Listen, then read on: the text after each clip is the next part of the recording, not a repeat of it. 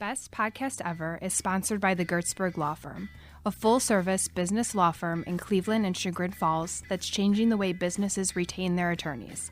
Go to gertzberglaw.com to learn more. While you're there, check out Cover My Six, a complete legal audit of the 6 areas that most often create or prevent business lawsuits and government investigations. Go to covermysix.com to learn how we keep you safe. Enjoy the show. Ladies and gentlemen, you're about to listen to the best podcast ever recorded. So, entrepreneurs don't just figure it out. Entrepreneurs do the things that no one else wants to do. Greg Witz, my friend, my good friend, I have already told our audience all about you. Your LinkedIn, I want everybody to go to your LinkedIn right now because the description there is one that, Lord help me, if I can have this many descriptors in my LinkedIn, this would be a good goal. Entrepreneur, leader, podcaster, coach, mentor, father, and CEO. Obviously, father is the most important one there, but the others are great. And I want to hear generally how you acquired each of those descriptors. But before I do, and Greg, look, it's my podcast and I'm a lawyer and I don't like to shy away from controversy. So before we get into your entrepreneurial journey, I got to ask you something that's going to be controversial and I don't give a shit. You're a Canadian and you're observing American politics and American mayhem in the last week, in the last year, in the last 4 years, right? So tell me, as a Canadian, what's your sense? What's your feeling? And what do you think the general Canadian sense of what's going on in my country is? Yeah. Right Okay. now? So I'm glad you started with that. And first I'm going to say that, I'm not the traditional Canadian because I'm South African. I'm pretty global.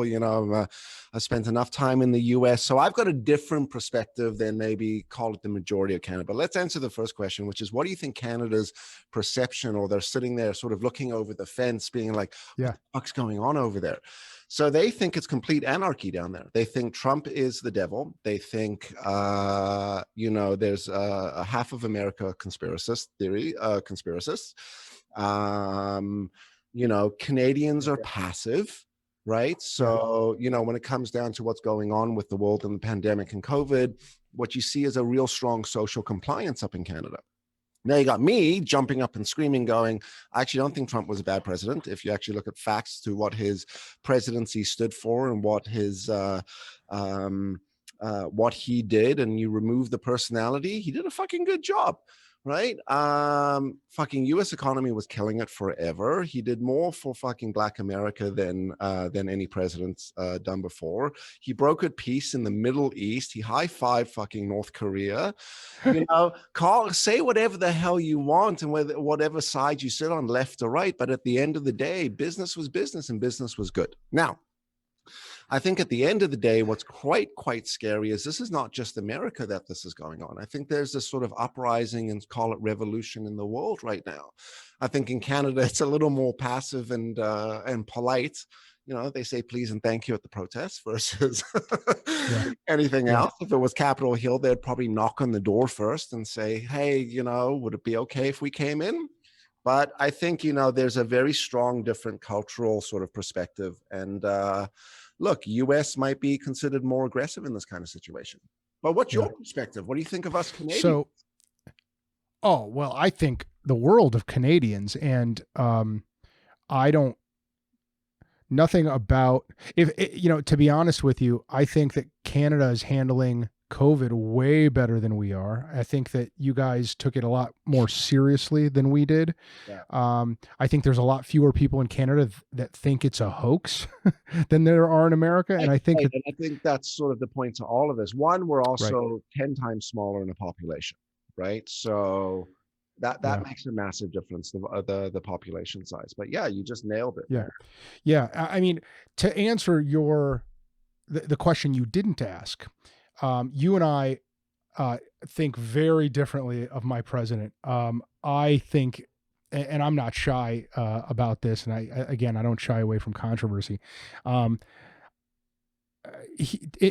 a student of history, and I believe that he will go down as quite possibly one of the worst presidents we've ever had, if not the worst. And I look, but here's the thing, and here's what's important, Greg. Here's two entrepreneurs talking on over Zoom together, and I have a lot of clients. All of my clients are business owners, and usually it's the founder, and usually it's the founder of a very successful business. And I have been sitting across the table from my close friends and clients with my head cocked, going, how is it that we are looking at the same human being and the same set of facts and the same evidence and drawing such polar opposite conclusions? And what it's making me realize is that, I think that question won't be able to be answered for years and years to come. B, right. I think that one attempt at answering that question will be, well, where do you get your news? Right. Where do you get your information? And then C, somebody said to me the other day, a good friend of mine, he said, Alex, I think what's happened in the last 4 years is outside countries like China and Russia looked at America and saw the weak spots there. Of course. They saw how easy it was to poke at us through social media, through conventional media, through news media. They saw how easy it was to turn us against each other, and they could not have scored better. They couldn't have done it better, right? You just hit something here, which is, the whole focus is on Trump. And you just let me actually respond to what you said. Yeah, please. Sit across from your buddy and be like, holy shit, well, we are looking at the exact same words, videos, etc. How do you see it that way versus I see it this way? And that's a very interesting sort of, conversation around the human being, the lenses we look at things through, right? So how did we develop the views and the values and the morals? And I mean, they're easy conversations to have on where these things came from. But literally, you nailed something even more, which is you said it's how we're digesting this media and this content, and we're invaded with it. I mean, it's so much, so much. And if I might use the fight, I was going to use the war, but we'll use the fight. The focus shouldn't be on Trump right now. The focus and the fight shouldn't be on internal. People should step back and be like, yes, this is, with all due respect, I'll say it, China and outside sort of countries trying to play a global game. Yeah. It's about, land and wealth and control. And China wants to come at us.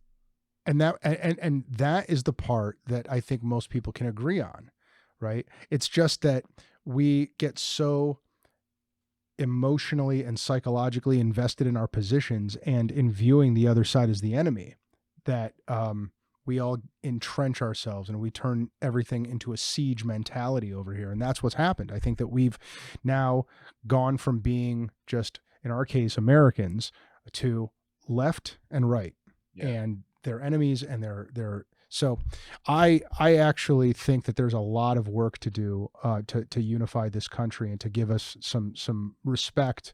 And yeah, I don't know. Look, you know what it's called? It's called psychological warfare, which is we don't need to come and like storm you. All we need to do is get you to fight each other.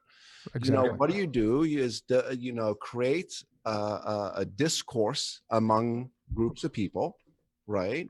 Get conflict happening, and it's easy to come in and take over. I mean, look, this is a big topic we're talking about, but I think at the end of the day, you hit something earlier, which was, I think it's really important for us as people to start to recognize that it is still okay to have a dialogue. It's still okay to have different views and sit on different sides. I think the challenge with Trump, the challenge with the pandemic and COVID, the world that we're living in, the media we're digesting, is it's creating a divide where people are taking one perspective versus another.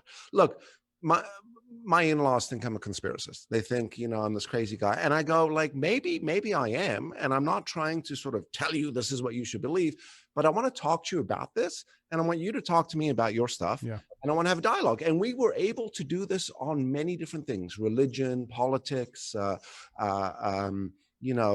business deals. I mean, think about entrepreneurship and business. Like, it is built on the ability to disagree and dialogue about it.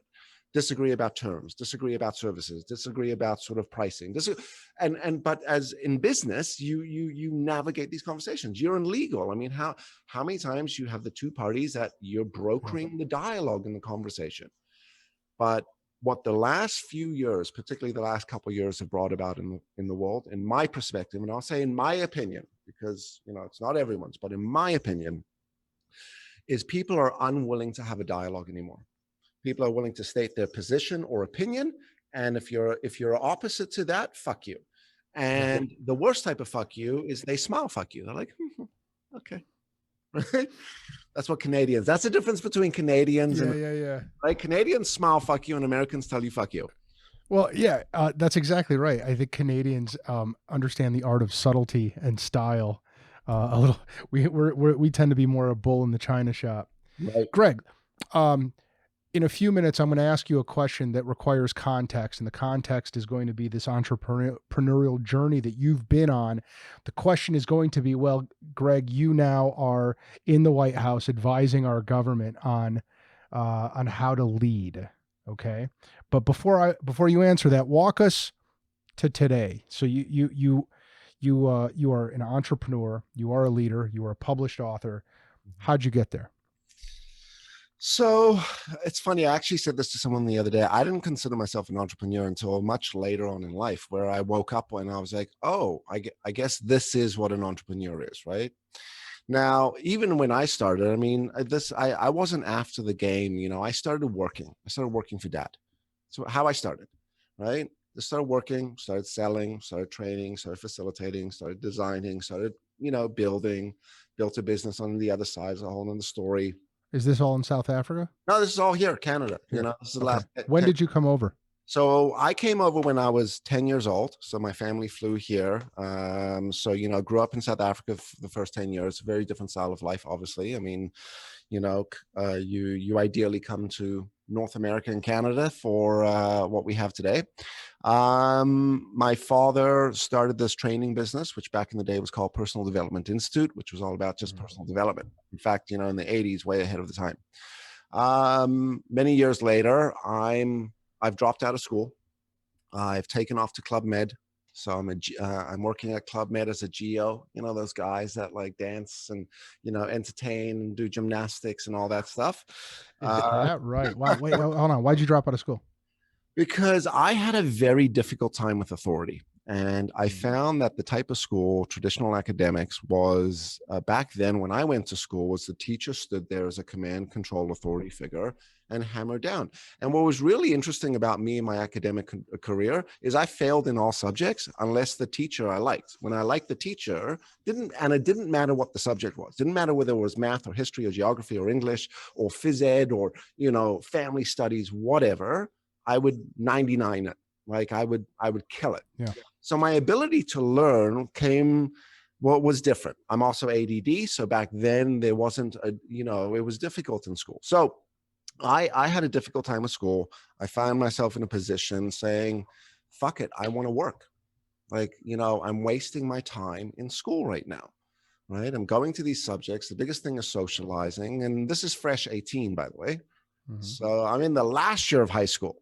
It's not like I dropped out in like grade 8. Like I went all the way through high school to the end. I should have graduated. I just happened to drop out in the last year.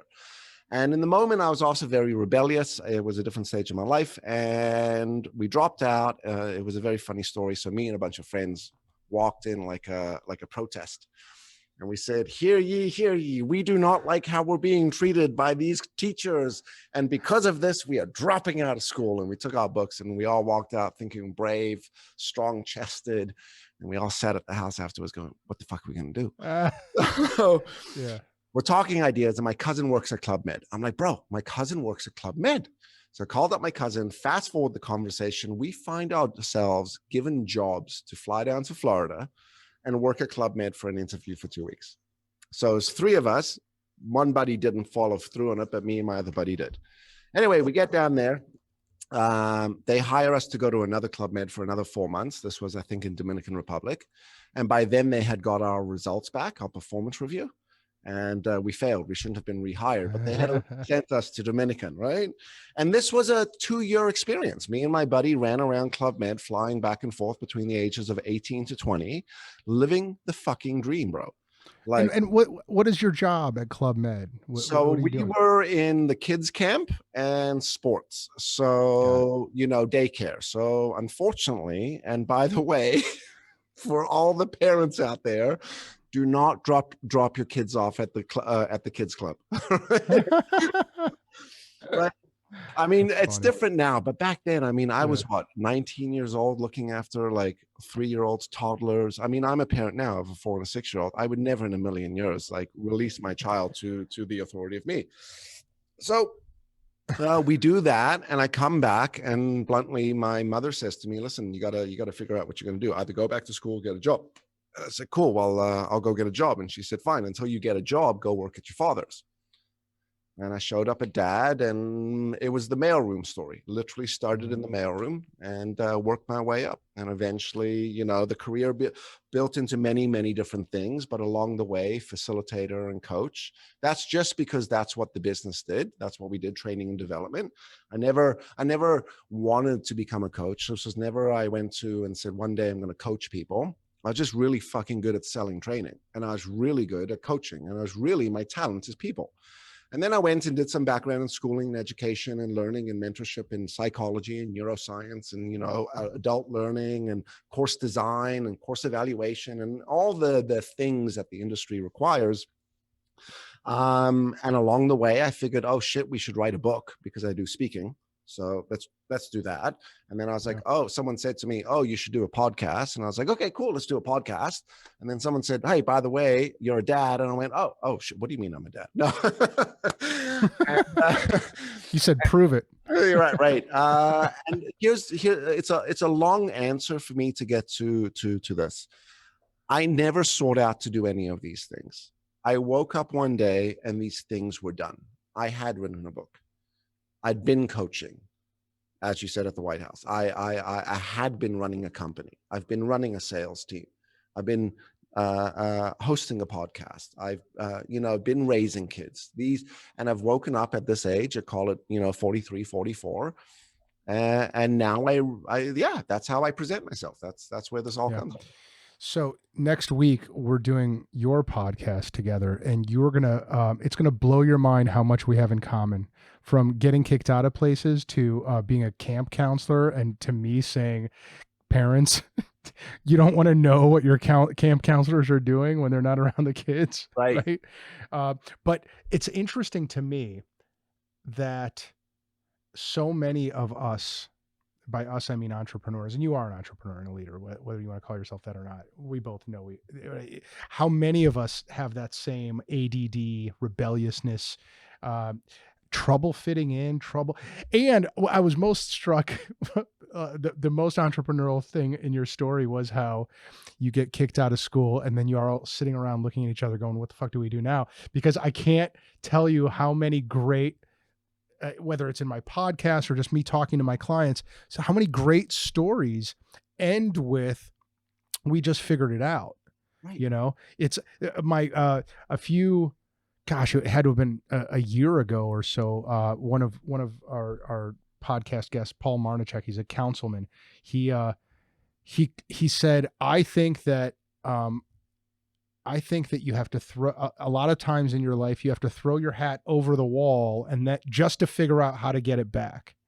Right. And I think that is the story of every entrepreneur. It's taking those kinds of risks, calculated or uncalculated, but it's the figuring it out that makes you have this great ending to the story. Right. And so go ahead. No, go. Keep going. Well, so I'm curious. So in the course of you figuring it out, I'm curious, number one, your dad's business when you started working there, how similar or dissimilar is it to Witz Education today? You know, it's a completely different business, but it's got the core of the business is the same. What we do, So, how we yeah. do it, our content, you know, but what's completely changed in the business is obviously the delivery, the evolution of how we do things, the talent, you know, it's a different business. But I did want to say something before we go there. So besides figuring it out, you know what? As you were talking, I thought of this. You know, entrepreneurs don't just figure it out. Entrepreneurs do the things that no one else wants to do. Mm-hmm.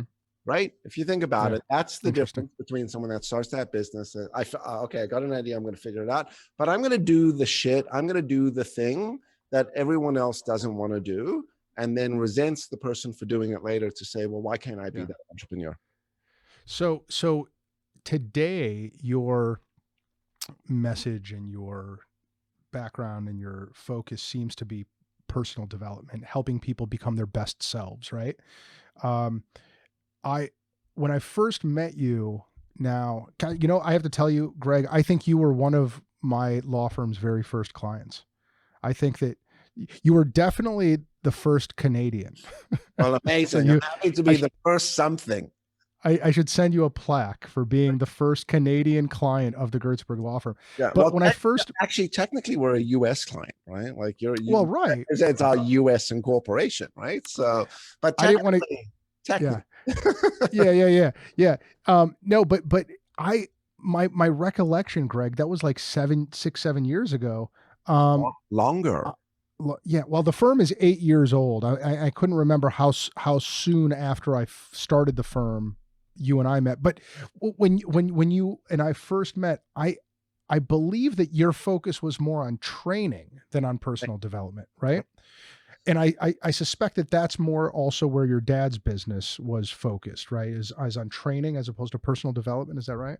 Well, technically it's the same thing. I mean, what we do is we do personal development through training and coaching. So we still offer training. We're still doing corporate engagements. Like we do a lot of work with leadership and, culture and executive groups and even things like sales groups. I think what we work with people and the personal development is, and our brand is making humans better humans, which is all about how do we develop you to be a better communicator, to emotionally handle things more effectively, understand personality, understand people, just navigate the world of people more effectively. So when you're doing your job as leader or as entrepreneur or as whatever, we can do this. Now, combination, and we've always been doing this, which is, you know, there is no sort of shotgun approach when it comes down to changing behavior.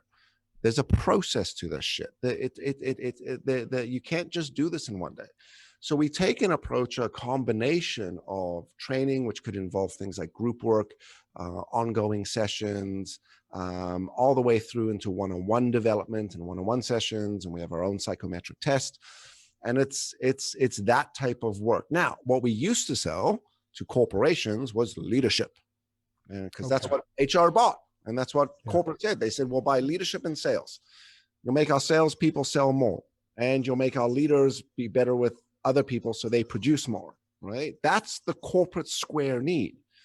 And on the brochure, we said yes, but what we really did was we fine-tuned people. Now, the result for corporate was what they wanted. Leaders were better with people. Sales were producing more. Yeah. And we've built, and I think what we've done in our brand, and if anyone knows and has experienced the work that we do, it is way more than just training and coaching. And that's where I think it is personal development. It is personal growth. It is professional development. Yeah. It's learning things that are going to allow you to be a better parent, a better spouse, a better leader, a better boss, a better team member, however you want to focus it. And truthfully, this has been our biggest challenge in marketing what we do. Well, what do you do? Well, fuck, we do this thing. Well, do you do it for leaders? Yes. Well, do you do it for parents? Well, yes. Well, what's different? Well, you're no different as a leader versus a parent, but et cetera, et cetera. Well, and I love the way your courses on your website are organized. Exactly as you just said, there's a course for being a better human, a better leader, better executive, coach, sales, service. It's kind of, I mean, you know, from a corporate standpoint, you've covered most bases there. My question to you is, what do they all have in common? Okay, so the common thread is, okay, so let's go, I'm going to answer it this differently. We originally started working with leadership and management. And as we worked with this level, they said, hey, can you work with our sales team? As we worked with them, they said, hey, can you work with like our, frontline service department? And hey, can you work with our call center? And hey, can you work with, this group? And what we started to realize was, while we were teaching the same type of, call it, psychological skill sets, communication skill sets, self-awareness, emotional intelligence, assertiveness, the lexicon or the tool was the same, but how we taught it was different and the way we used it was different. But the end result was a leader that did this program had the same language that someone in the frontline staff member had. Now, while they were applying it differently in their different roles, what this started to affect was culture. So instead of having this sort of segregated, layered hierarchy of culture, you start to create a circle, because all of a sudden you create a community which is supported by language, supported by tools, it's supported by awareness, understanding, et cetera, et cetera. So the easier way to look at it is an executive we might work with for 5 days and a customer service person we might work with 1 day. Now, the customer service person that we work with, we're doing the same thing that we did in the first day with that executive.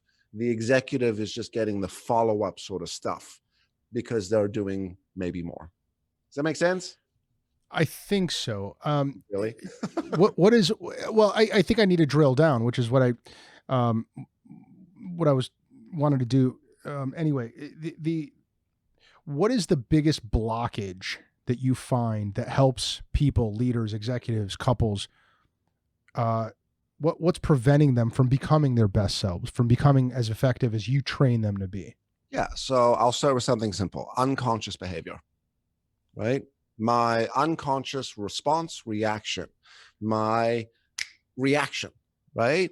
Even though I know I shouldn't say it that way, I shouldn't respond or react that way sometimes, even though I know sometimes I shouldn't say it now, I should think about how I want to say it. At the end of the day, we are very primitive. And if you want to go to something even more simple, which is, we've all heard this, the sort of intelligent brain versus a primitive brain. How we know the brain works is that we will feel before we think in all scenarios. And the danger and the challenge in leadership and parenting and being a couple is we are going to meet other people's personalities, perceptions, emotions, stresses, again, frustrations or situations. And it is in their approach to that situation that creates my reaction.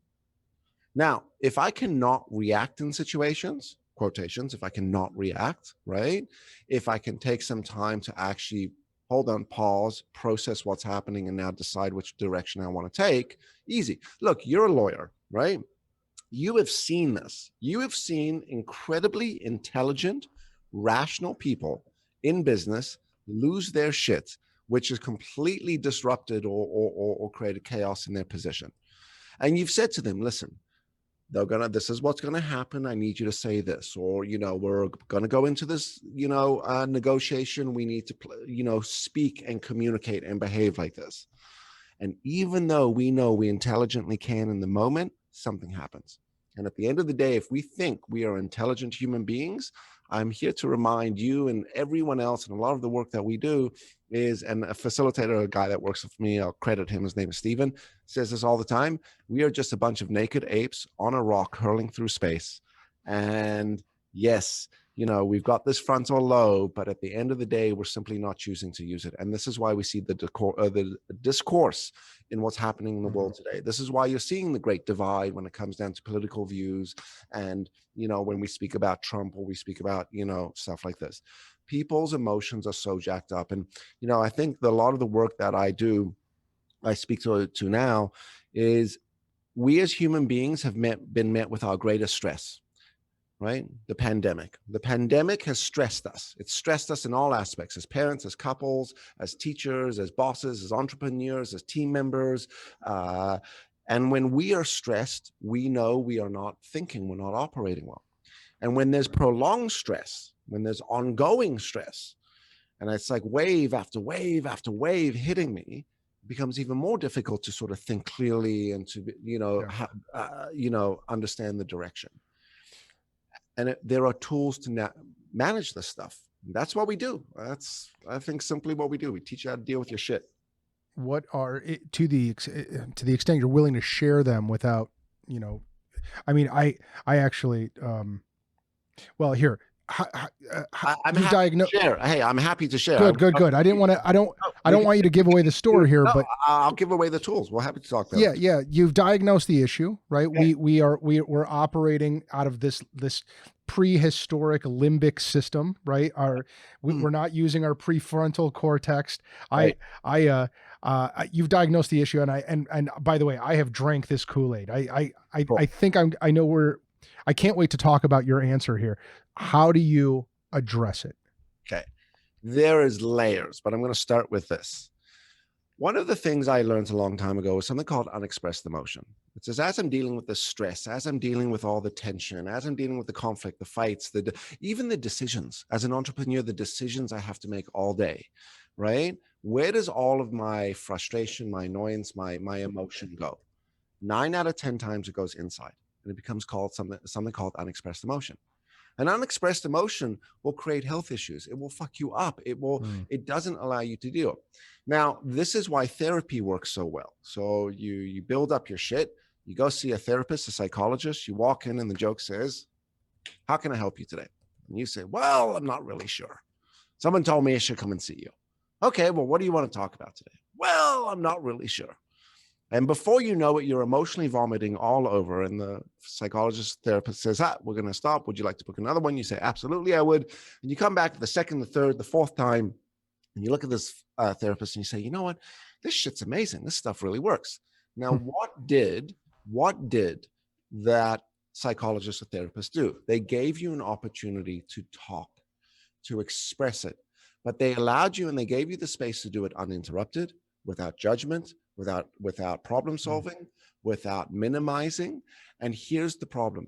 We go to our spouses, we go to our friends, we go to our peers, we talk about our shit, and someone starts to now diagnose or problem solve, or judge or whatnot. And all that creates is more unexpressed emotion, because you then go, and you swallow it back up. So one of the ways to start to deal with this, back to all of this, because humans can figure their stuff out as soon as they get out of their own way. As soon as I'm not stressed, as soon as I'm not built up with this emotion, as soon as I'm not overwhelmed, right? This is where breathing comes in, meditation comes in. We do these types of things to clear our mind. Managing the unexpressed emotion is probably one of the most important things we can do. And it's not rocket science in how to do so, but it is to recognize a couple things. One, when is it building up for you? When is your emotional backpack getting full? What are you carrying around right now? You said, I've gone through a divorce. When you went through your divorce, you were also running a business. When you were running that business, having to deal with that shit, you were having to deal with conflict with the divorce. I don't know if you have kids with that marriage, right? 3. There's a conversation. So you build that up. And the healthiest thing an entrepreneur can do is recognize when the backpack is getting too heavy. So I think, let's call it like one of the ways we start to navigate this world of stress, one of the ways we start to become way more effective as leaders, as people, is recognizing when our emotional backpack is getting too full, when we need to reach out for help and resource to get rid of it. And also, obviously, we have a tool. We have emotional management tools, and there's not just us, there's out there, read books, there's things out there that you could learn how to do. And one of the big tools for me, by the way, is breathing. The practice of breath for me has been one of the most important things for me in releasing that stuff. Yeah. You're a meditator, yes? I try to. I have a hard time because I've got a very busy mind. I'm ADD. Yeah. But if we define meditation as the effort to quiet the mind and to take pause, I do.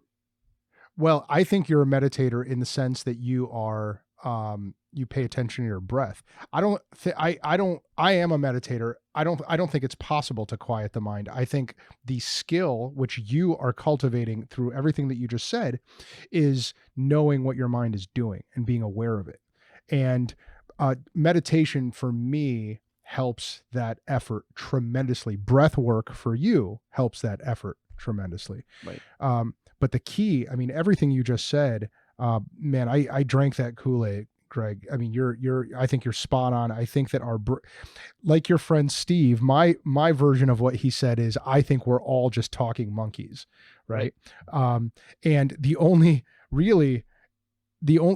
better analogy or metaphor is that we're robots, that we're pre-programmed over, a million years of evolution to fight, flight, react, survive, right? Yeah. So, yeah. Are you a fan of Tony Robbins? I'm a big fan, and back to what you just said about robots. I'll argue the term robot, because a robot is actually all computer, but being pre-programmed in all of our response. Here's a very simple example for you and everyone else there. All of us swore we would not turn into, you're a guy, I'm a guy. I swore I wasn't going to turn into my dad. You swore you weren't going to turn into your dad or mom, depending on sort of what the relationship was. And guess what? You woke up one day and you said, I was helping my daughter with homework this morning. I was like, Jesus, it's my father speaking right now. Right? I was like, where did he come from? He's like, he passed away many years ago. He's like, he's taken over my body. But I got one other thing, by the way, just so we don't leave it light when it comes down to being stress. Part of managing stress is recognizing that the tool for dealing with this, not just stress, but emotion, is emotional management, emotional intelligence. And there are three very strong, or three core principles that go into emotional intelligence. First is self-awareness, being truly aware of your personality, your behavior, why you respond the way you do. Where do these patterns come from? Where do these conditioned behaviors and styles and ways of thinking come from? And what have you done to start to sort of jam that stick into the neurological wheel, right? So if you think about a bicycle, right, how do you get a wheel to stop spinning? Jam a stick in there, right? Once you jam that stick in there, now we can start to change course again. Second is something called affect regulate, or what is called self-management. Okay, so my stress, my feelings, my emotion, my emotional backpack, my perceptions, because perceptions is a major problem of emotional management. My lens that I look at things through are actually disrupting my ability to navigate the situation. Back to self-awareness. So self-awareness and self-management go hand in hand. An easier way to look at it is, if you've ever been pissed off, but you haven't punched someone, that is self-management or affect regulate. But the third, and sometimes this is where everything starts to fall apart for people, is sometimes I do 1 and 2 pretty well, but the third is where it all goes wrong, which is relationship management, which is I now need to deal with these emotions in myself and another person's emotions and stress. And I did it so well, but now this other person is usually attacking and firing with their position, and I'm having a difficult time communicating and managing that relationship. And if we can practice those three things, self-awareness, self-management, and relationship management, but truly, truly practice it from those 3 steps in that order, 1, 2, and 3, right? We're going to be far better at navigating stress, leadership, entrepreneurship, relationships, parenting, et cetera, et cetera. Yeah. Yeah. I agree 100% with everything that you said. I would add another layer to it though. And that is, and I have not figured out how to do this, so maybe you can help me. But I think that it's one thing to notice why you have the thoughts that you have, and the impulses that you have, and the reactivity that you have. If you can notice it, you can manage it. That's great. Okay. So noticing it, understanding it, when it comes up. One thing that I think a lot of people have a hard time with is acceptance, right? Accepting what, so as an example, I've got friends who just obsess. They can't let things go, right? They are the O in OCD. They don't get to the compulsive, but they get obsessive. And I can bore you to tears with my own obsessiveness. It's driven me. It's helped me. I'd like to think it's helped me grow my business, but it can be painful, right?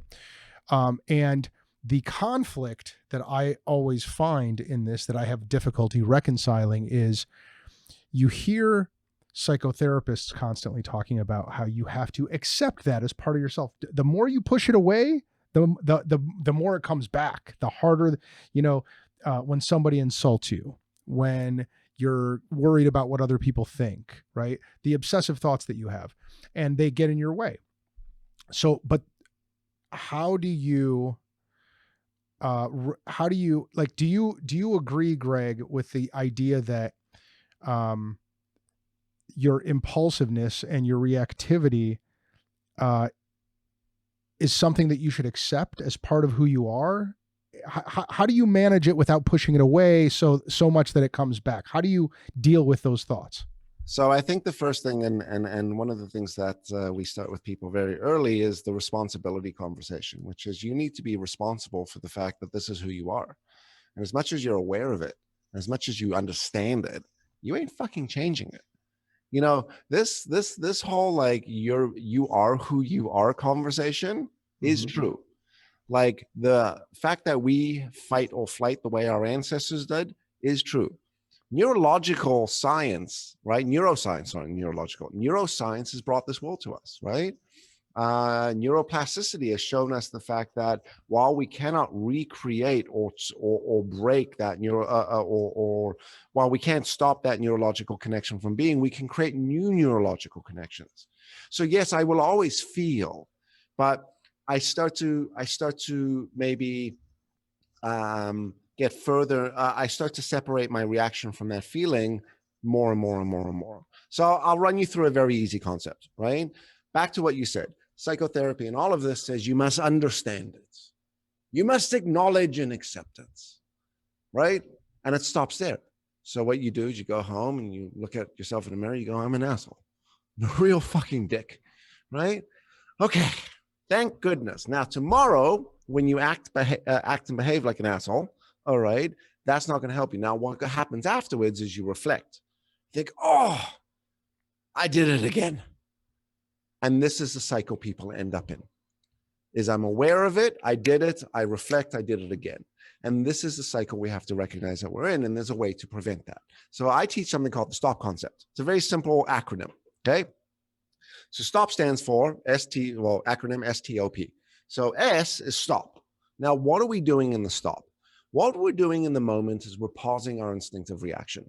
If we know what the instinctive reaction is, if we know what the feeling is, if we spend time going through self-awareness, and what I talk to a lot of people about is self-awareness isn't a warm, fuzzy experience. Self-awareness is a real hard pill to swallow. If you're actually truly going to go through self-awareness, it is a difficult process. It is like your spouse. It's like you agreeing with your ex-wife. It's like everything that she called you and said about you is true, right? So you get to that stage of going, okay, I can accept it. Now what I got to do is catch it in the moment. So when I'm parenting or when I'm leading or when I'm dealing with that client or when I'm driving a car, I love to teach people to do it in the car, right? I'm like, let's start in the car, because everyone turns into a baboon in the car, right? So if we could do it there, right? Let's do it when you're standing in line and you're frustrated. Let's do it when you're in the restaurant and you're speaking to the server. So you know that instinctive way you speak and you just bellow at people, you know that reaction that you pause it. Now, the reason you're pausing at the S is because you have to understand the T. The reason you're reacting that way is because your brain is an emotional threat right now. T stands for threat, right? The reason you've reacted this way so primitively, the reason you've reacted even though the way you shouldn't, the reason you've been unable to stop the thing that you've always done is because when your brain is in threat, you're going to fight or flight. That's what you're going to do. Now, we're intelligent today, so we fight intelligently. We fight with words. We fight through emails, right? We fight through lawyers. Right? So we fight differently, but we fight. But the core need to fight is the same, or withdraw. So, back to we were talking about Canadians and the Americans, right? So what's the difference? So you approach someone with an oppositional position in Canada, there's a good chance someone's going to back off and avoid and try to just be polite. And they'll go home and they'll grumble because they're in threat. Now, if these two things are happening and I could do the pause, because I don't have to stop my feeling. The S is not to stop the feeling, stop the flooding. It's to say the flooding has happened. The fucking neurological pathway is already running down. That neurological pathway is turned into a neurological highway and it's going. Woof, you're bombing down the Autobahn at like 300 miles an hour, right? So what we want to do now is instead of now doing that, we now want to start to say, okay, I'm bombing down. Let me start to slow down. Right? I'm not slamming my brakes on right now. I don't come to a dead stop. but I start to slow it down. I start to slow it down by recognizing the first thing I do is before I say anything, before I respond, before I react, is just pause. I can do that. I can pause for 3 seconds. I can namaste, right? I could squirrel. I could do something, whatever. I could get a squishy ball, whatever the fuck you need, do it, right? Threat, boom. Third question we got to start to ask ourselves, because now we're starting to change the neurological pathway. Now we're starting to create a new one. And I say, what's my objective? What do I want? Now, if you're emotional, you say things like, I want to kill them, right? I want them to feel what I feel. I want revenge, right? I want them to this. But none of that is an objective. That's all what we call your preference. That's all your emotional need. So if we spend some time really saying, well, what do I want? Well, fuck, you know what? I want the deal to go through. Well, shit, you know what? I want to stop arguing about this. And what I really want is I want to make a decision on how we're going to parent our kids. You know, what I really want is the performance to increase in this particular way. You know, what I really want is I want to articulate my thoughts and I want to engage in a dialogue. Cool. So there's the objectives. Now, all of a sudden, even though I'm speaking to you now, you're probably starting to think and feel like your intensity is coming down just in the language I'm using. And now we get into the P, which is proceed, and there's a process for proceeding, which is what's my objective. And in order for me to stay the course through the interaction, relationship management, I got to ask myself, and if you've done work in coaching with me, we teach a psychological profile, but it's who am I? So what ego state, what emotional piece of my personality am I in right now? And who do I need to be?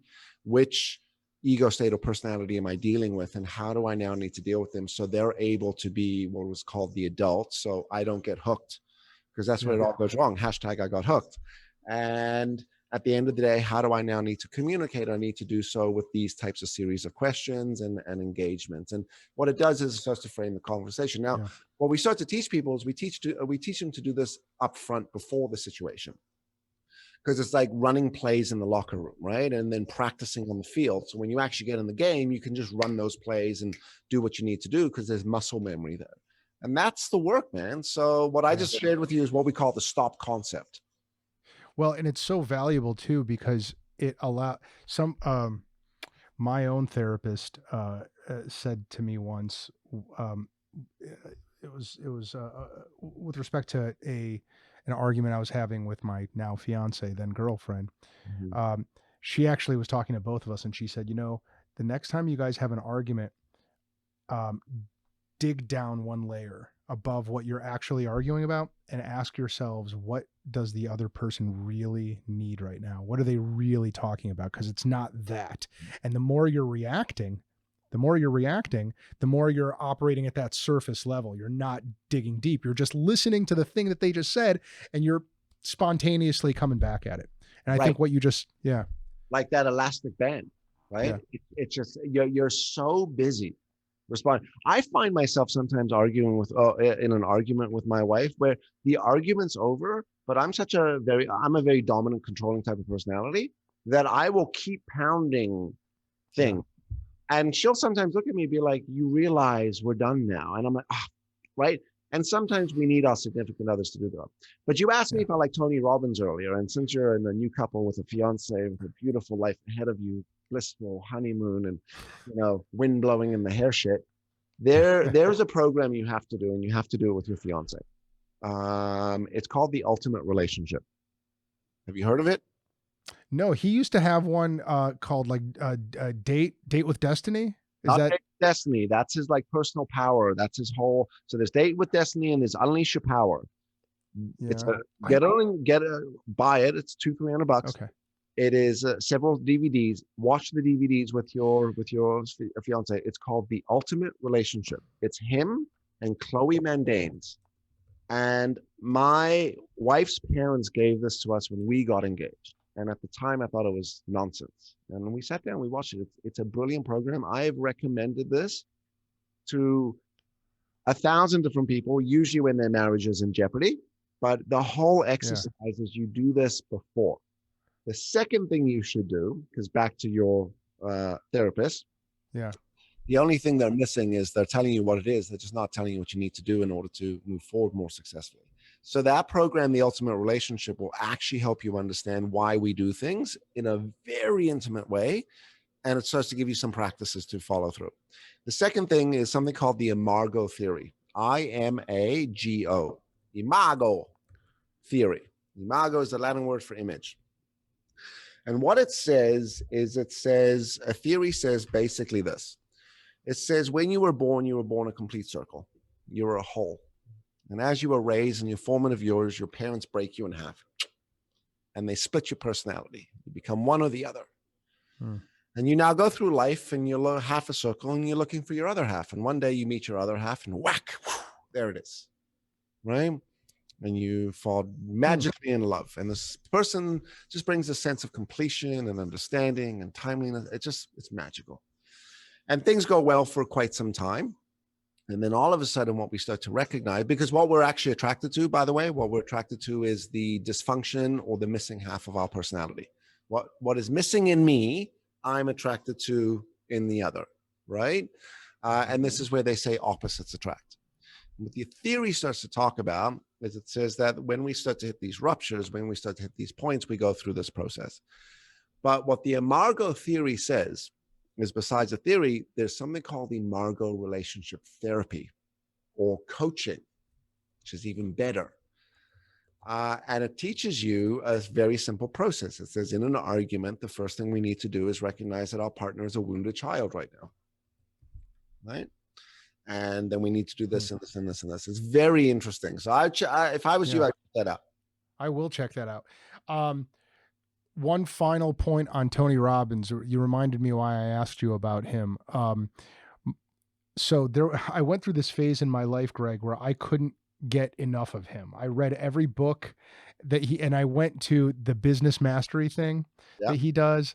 And I recognized going in that there was going to be about 30% of the things that he said that I thought were like kooky and inapplicable to my life, or I just thought was just too cockamamie. But there was like 70% of the things that he had there that was real gold. The biggest takeaway that I still use to this day, 10, 15 years later, is this concept of state, story, strategy. Right. Where he said, and I'm curious if you've incorporated anything like this into your system. You can't come up with a solution or a strategy until you have reversed the stories that you're telling yourself that are negative, that are limiting you. And you can't do that until you've gotten yourself into a good state of mind. Right. So that's where the breath work or the meditation or jumping up and down or screaming or whatever. But first you have to get yourself into the right state of mind. Then you have to change the story you're telling yourself about yourself. And then and only then can you start solving problems. Right. I love that. And look, this is NLP, neuro-linguistic programming. That is what a lot of his stuff is built on, right? And, people have opinions about it, but if you want to ask what Tony Robbins does extremely well, and he doesn't sell this, right? But it's what he really does, is he gets you to change your mindset. That's it. Isn't that the secret sauce to anything? If I could change the way I think, I can change the way I feel, right? Yeah. I can change the way I look at things. I can change the way I approach things. And at the end of the day, mindset, which we have not even explored at all in this conversation, nor I think in this world is it explored enough, but mindset is the beginning of everything. Well, and it's in my opinion, it's definitely what separates successful entrepreneurs from the ones that get stuck and stay stuck. Right. There's a wicked author called Trevor, I'm going to butcher his last name, but Trevor Mouad. Mouad, Trevor. He wrote a book called It Takes What It Takes. And you could see some interviews on him, but he's a high performance coach, does a lot of work with NFL, NBA, different pro athletes, and he does mindset. He talks about something called negative thinking, right? Which is the negative shit you tell yourself in your head. And then you start saying it, and guess what? You then manifest it. So he's got stories like where he's in the locker room and the team's sort of down at halftime and they're all like, man, this fucking team's so tough right now. And they're the number one team. And he'll be like, you have to stop saying that. We have to say the opposite stuff. Yeah.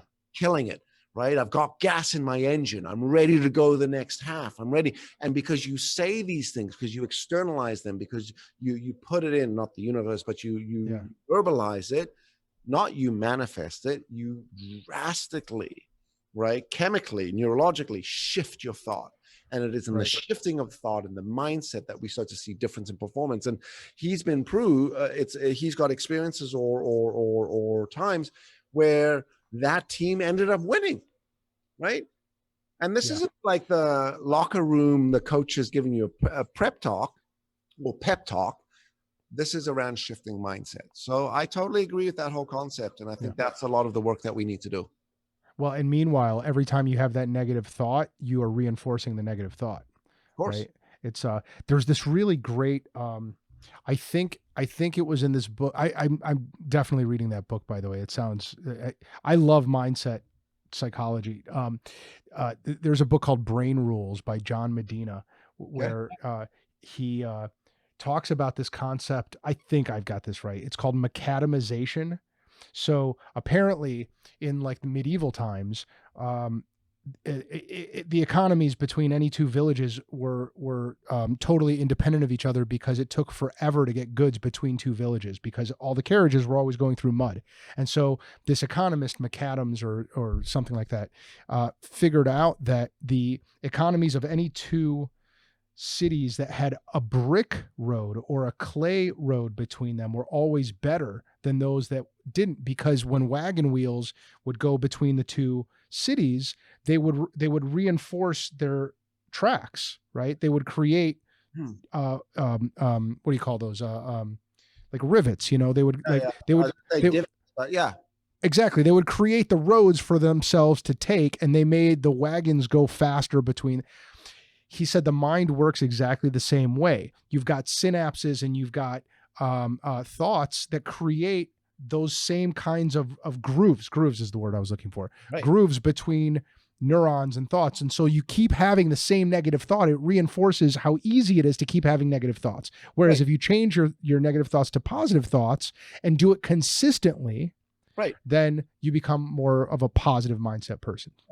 And it takes work. It takes conscious effort, like practice, like muscles. And that's what I talk about, neurological pathways. And this is what we say. Neurological pathways become neurological highways the longer you practice them. So if you keep thinking the negative thought, that negative thought gets more and more and more powerful. So it eventually becomes such a strong, like think about a big pipe. So it's so big that it's so overpowering. So what we got to do is we got to weaken that. We gotta close the pipe. Now, how do we close the pipe? By creating a new pipe. So we redirect, like a dam, we redirect that flow, and we redirect that flow into a new neurological pathway connection. And that's what he was talking about, like keep changing the thought, change the thought, change the thought. Next thing you know, you start to think this way. So what's very cool about all the things that you're talking about and I'm talking about, and the world that we're living in today in 2021, is this is no longer sort of mumbo jumbo, sort of warm, fuzzy, sort of Jedi mind trick shit. This is actually rooted in psychology, neuroscience, right? Like what we are learning about the brain today is unbelievable. We can teach an old dog new tricks. Absolutely. Yeah. No, it's you're in a really exciting industry for me personally, because I just want to be a fly on the wall during some of your sessions. Here, Greg, I can talk to you forever and I want to, but we're an hour in. We have to get to the lightning round questions. Are you ready for the lightning round? The lightning round. Let's go. Okay. What is the non-religious book or author whose words you apply the most in your life on a day-to-day basis today? Book or author? Do I have to have one? No, you can break any of the lightning round rules freely. Okay, so you're a rebel. I'm going to break this, and I'm going to go all the way down to when I was a kid. It was the first book that I remember was called the BFG, the Big Friendly Giant. Oh yeah, Roald Dahl, right? So I would take that to say that's a good sort of lesson and rule, which is always be friendly and always be nice. It doesn't matter how big you are. Yeah, you are a professional boxer. What is the song that's playing as you enter the ring? Oh, wow. So being current, I would probably use a DaBaby song. Oh, the what song? No, not the what. He's a hip hop artist, DaBaby, DABA. This is where you lost. Blind? Okay, so let's go for something a little easier. No, go. No. I don't want to change your answer. My fiance will know who that is. I have no idea. Yeah. He is killing it right now. I love his song. Yeah. All right. So you mentioned breath work, and maybe that's your answer, or maybe there's another one, but a habit or routine that you do now that's giving you the most mileage. Easily. I have the most phenomenal saltwater reef fish tank at my house that I stare at. It's become part of the way I meditate. Every single night, kids are in bed, turn the lights off, and I will sit and I will stare at this thing for 10 minutes, or I'll stare at it for an hour, and I breathe. Sometimes I just listen to some music, but it's like watching living art. It is unbelievable. Wow. Describe a time in your life when you had a massive personal or business failure and how you bounced back from it. So many. So I'm going to splash in a couple. Choose your favorites. First, I was running a technology training business that was very tied in to some big tech firms. And we were killing it. My ego got too big, and I ended up losing it on one of the executives, and they ended up shutting me down in 3 regions. So that was a tough call. That was a question around learning how to stop and pause, or a lesson on how to do that. My next biggest failure was jumping into a merger way too quickly, because I was desperately seeking someone to do the things that I didn't want to do. And I thought taking on a partner and getting into a merger was the answer, because that was going to be an easy road for me to take. And what I realized was, at the end of the day, if you're not willing to do it, then, don't expect anyone else to do it. And that's things like, run the business, drive the business, build the business. What's on your bucket list? Bucket list. I've lived a pretty adventurous life, my friend. I started out at Club Med at 18. You know what? I feel like we should have a whole nother podcast just about your 2 years at Club Med. So, what I think I've been thinking about a lot lately, and it really has a lot to do with my kids. I would love to go and live with my kids somewhere like a Costa Rica, and just, have the experience of like a couple of years of just that time, living that type of lifestyle outside, surfing, beach, just the whole sort of picturesque style. That is on my bucket list right now. I would like to, in the near future, do that. I don't know how. Dude, I'll talk to you about that. So, my fiance and I live abroad for 1 month out of every year. If COVID has taught us anything, it's that you don't need physical presence to run a business. Right. Right. So where did you live last time?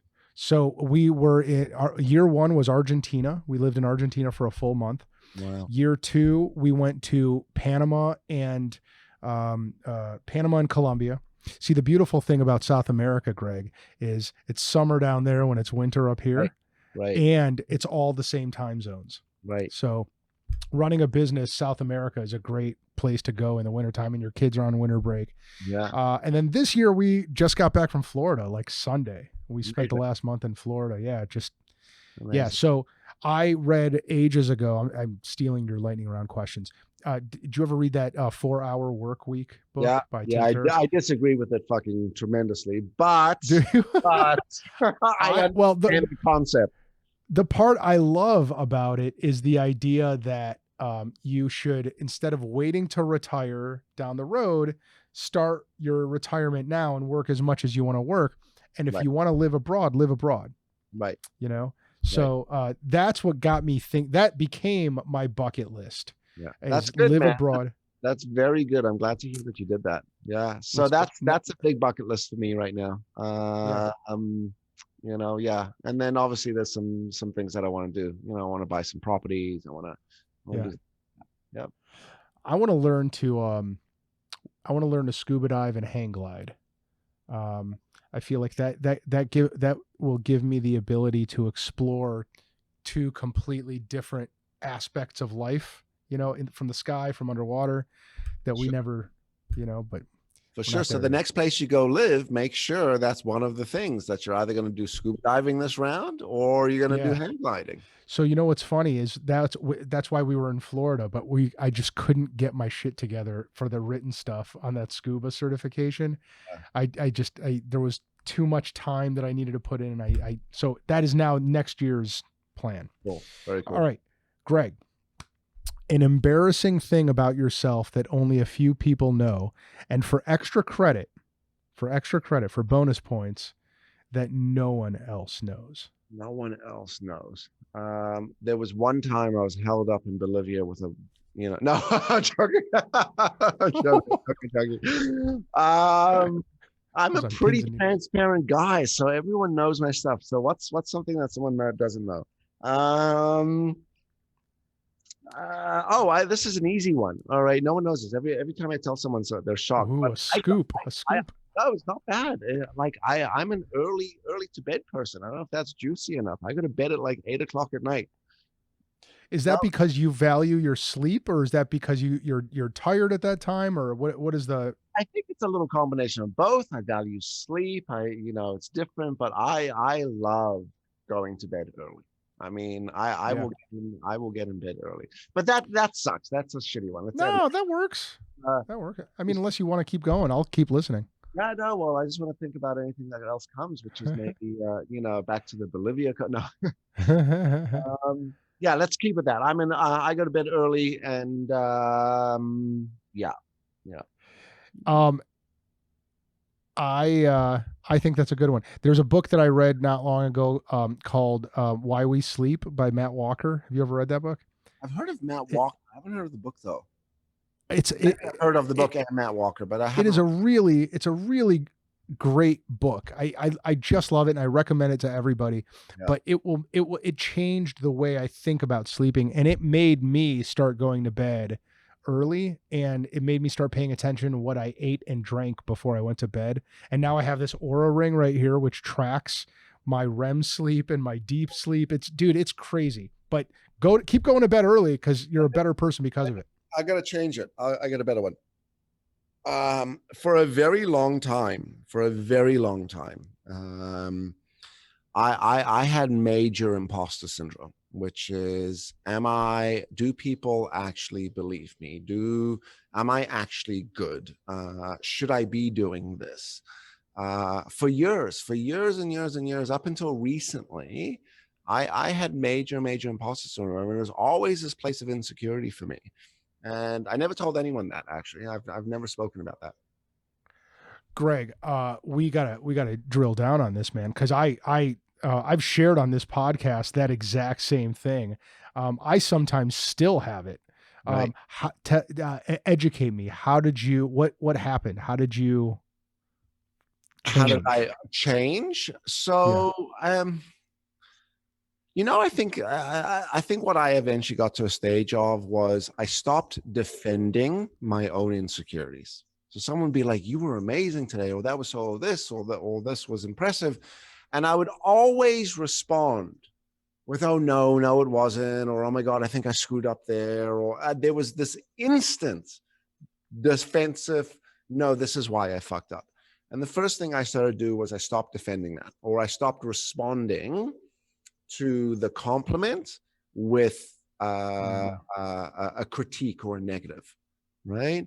And it was once I stopped doing that, I sort of started to give myself permission to receive, call it that, compliment a little more. And then I actually got to the stage of going, you know what? I fucking am the shit. No, I think that positive self-talk is everything.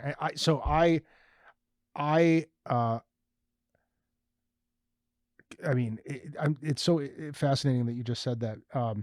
Imposter syndrome takes many forms. The one that I think is the most common that I think you're talking about is where you're convinced that everyone is going to know that you're a fraud, right? Everyone's going to just and it's crazy because like the most successful entrepreneurs that I know have it.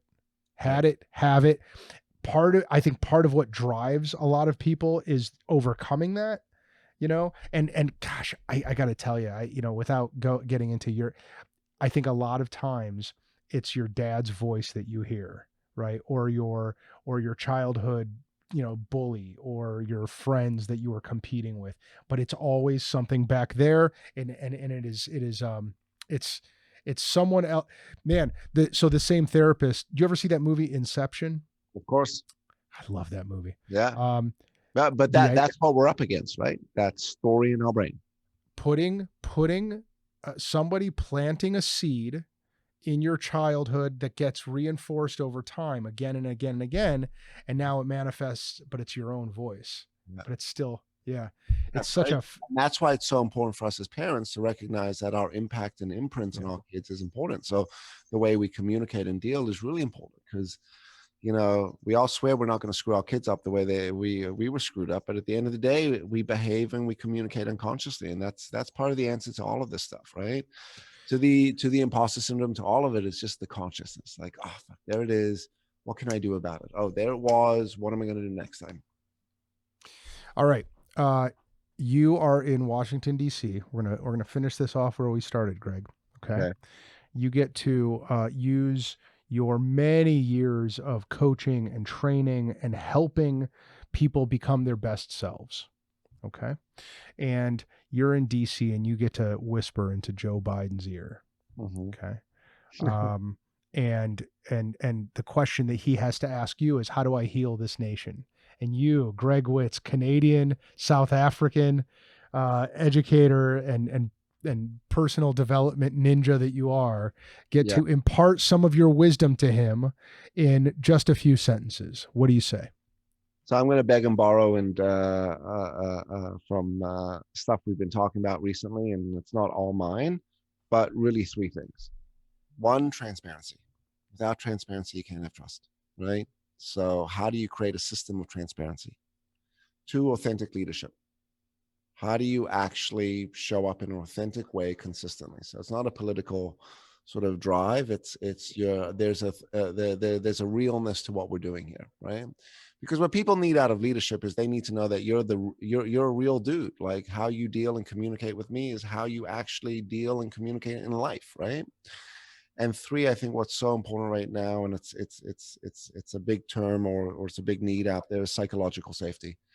We need to teach people to be psychologically stronger, and we need to provide psychological safety. We got to stop with this fear. We got to start to speak to people in a way around where we're going and how we're getting there, instead of what you should be afraid of, because it is with the fear that starts to drive everything else. And that's where the primitive brain kicks in. So that's what are the 3 things I'd say. Well, those would be the 3 things I'd tell him to do. I love it. Greg, from your lips to Joe's ears. Okay. You never know. Days. There's still a few days. You don't know what's going to happen there, my man. I feel somewhat confident that Joe or one of his advisors is listening to this conversation right now. Greg, thank you for this. This was awesome. I really appreciate it. Thanks for giving us your time and your expertise, your knowledge. I've been taking copious notes.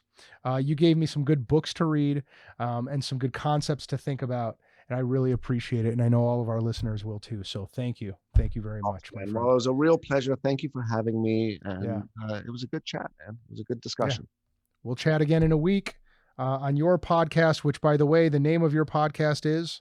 It's called The Better Human Podcast. You can find it on Spotify and all the major players.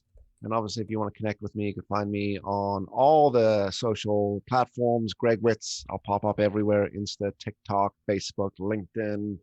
And we put out content every day. So Yeah. And all of that is in the show notes here, folks. So if you're listening, wherever you're listening, it's thebest.podcast.ever.com is the website, or if you can see the show notes on your whatever platform it is, check it out there. And Greg, thank you very much, my friend. I appreciate it. Be well. Pleasure. We'll see you next time. Thanks for listening. Thanks, folks. Thanks, Greg. We hope you enjoyed this episode, and we thank you for listening. And remember to check out the Gertzberg Law Firm. Whether you are starting, running, growing, or transitioning a business, or if you need to create or update your wills, trust, or estate plan, our team will give you an incredible level of personalized attention and a passionate commitment to meet your objectives. We are veteran-owned, and our award-winning lawyers have the highest ranking from Super Lawyers and Avo. We have also recently received the coveted Weatherhead 100 Upstarts Award for a 2nd year in a row, and we are among the first Ohio business law firms to offer our clients a non-billable alternative on every single matter we handle for them, and opt out of the billable hour. What we are most proud of, though, are the many things our clients rely on us for. We successfully defend them in court, but we also help them avoid the courtroom with our Cover My Six service. We protect their assets through good estate and succession planning, and we assist our clients in many non-legal business services like recruiting and business development. We want our clients to feel confident in their choices and to help them resolve any issues or potential problems quickly and efficiently so they can get back to what they love, running their businesses. More than just litigators, we are trusted advisors, problem solvers, and growers of businesses. Let us help you and your company. Call us or find us online to learn more. Thanks again for listening. We'll see you next time.